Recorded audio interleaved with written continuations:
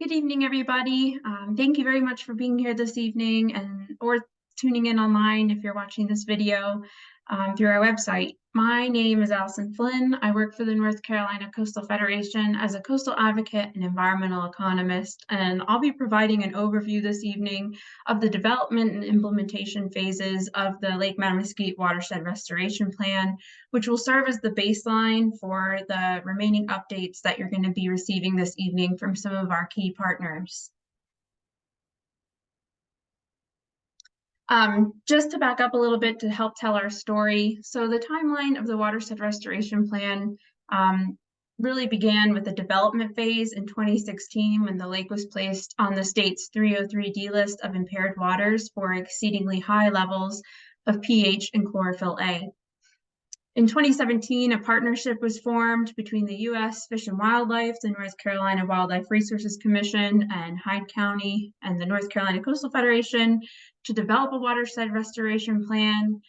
It was also during that time that a core stakeholder team was assembled in order to guide the development and draft of the watershed restoration plan. In 2018, that plan was completed and presented to the public at Martell's, which many of you joined with us tonight, probably attended. And then in 2019, the plan was officially approved by the North Carolina Department of Environmental Quality. And at the same time, funding was secured to begin implementing some of the priority actions that were laid out in the plan. The plan goals were really three main objectives, which were to protect the way of life in Hyde County, actively manage the lake water level, and restore water quality and clarity to ultimately remove the lake from the North Carolina 303D list of impaired waters by reducing nutrients, sediments, phytoplankton blooms, and promote growth of SAV, or submerged aquatic vegetation. Stakeholders also identified priority actions for implementing those goals. One, to create a formal body that provided managing authority for active water management, perform a hydrologic study of the watershed, and designed engineered plans for active water management within the watershed, which really focused on infrastructure improvements, additional outlet evaluation, and potential sheet flow sites. So all of that work developing the plan really spanned over 2016 to 2019, which is kind of that green area on this chart. The implementation phase really began in 2020 and has continued on through today. In 2020, we were able to work with the engineering department and students from ECU to look at 3 preliminary designs and conceptual plans, as well as the cost estimates for moving water in the watershed. And then with some of the funding that we received in 2019, we were also able to hire Geosyntec to create a watershed model for the entire watershed, while also further exploring 9 options for moving water within the watershed. The stakeholder team at that time selected 2 alternatives as key priorities from those 9 options that Geosyntec looked at, which were sheet flow sites and gravity drainage to drainage districts.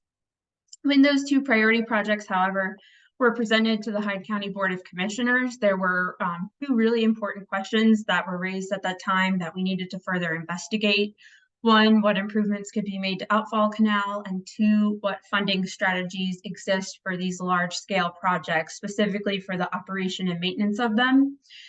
So luckily in 2022, Hyde County received a direct appropriation from the North Carolina General Assembly to advance the plan's implementation further and answer some of these important questions that were raised in 2021. So for the past, well, really since 2022, with that appropriation, we've been able to explore and answer these questions further, and those are going to be the primary updates that you received this evening from the key partners that we've partnered with to help us answer some of these questions and advance plan implementation. So really from utilizing that direct appropriation in 2022, we've continued to have core stakeholder meetings approximately on a monthly basis, so 13 to be exact, taking some breaks here and there, but we've continued meeting regularly.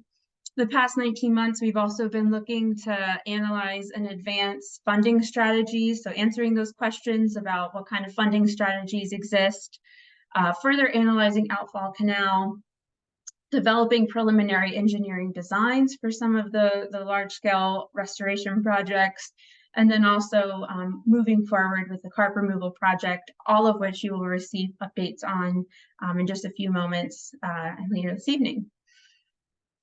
So looking back, so in this orange area of the implementation phase, most recently, the stakeholders have worked to develop their priority actions from everything we've learned from the implementation phase, really spanning from 2020 to present, so that we could identify key actions and priority projects based on the information we've learned throughout this time period. All of these actions are currently at varying stages, have varying different levels of funding, but the goal is to move them all forward and towards further towards construction or implementation. This plan or this draft priority actions were developed by the core stakeholder team in May of 2023, so just a couple months ago, but again, utilize all of the information that we've learned from 2020 to present. These are in no particular order, but the first one focuses on Outfall Canal, so dredging the canal, and then based upon that effort, exploring further efforts to dredge and maintain other canals that drain the lake. Most recently at the legislative session, the North Carolina Wildlife Resources Commission was allocated $10 million to move forward with dredging of Outfall Canal. So this is something, one of the actions that is actually maybe one of the more funded projects that's also moving forward. The second one focuses on Fairfield Drainage District, so upgrading the infrastructure there and the institutional capacity so that the drainage district can handle both existing needs of its service area, as well as to add capacity to actively pump water from the lake. The third one is Mattamuskeet Association, which is to contract with the association so that it can upgrade its pumping capacity as well to actively pump water from the lake. The fourth one, reduce pumping to the lake. So this one focuses on working with private landowners that have the legal right to drain water to the lake to provide them with funding and technical assistance that they may need to voluntarily implement new water management strategies that reduce their need to pump to the lake. 5, carp removal, so carrying out that program funded by the U.S. Fish and Wildlife Service to reduce carp populations in the lake. And 6, cost share assistance to landowners for flood reduction, which works with landowners to provide financial assistance with implementing best management practices for nutrient and sediment control, as well as flood reduction for smaller scale and individual projects. I'm going to end there for now, but following this video, you will also be hearing updates from our key partners from the work that we've been doing with the state appropriation over the past approximately year and a half. And I very much thank you for your time this evening. Please visit nccoast.org/Lake Mattamuskeet for all of these videos and all information on the Watershed Restoration Plan. And of course, if you have any questions, don't hesitate to contact me directly at AlysonF@nccoast.org. Thank you very much, and I look forward to speaking with everybody. Thank you.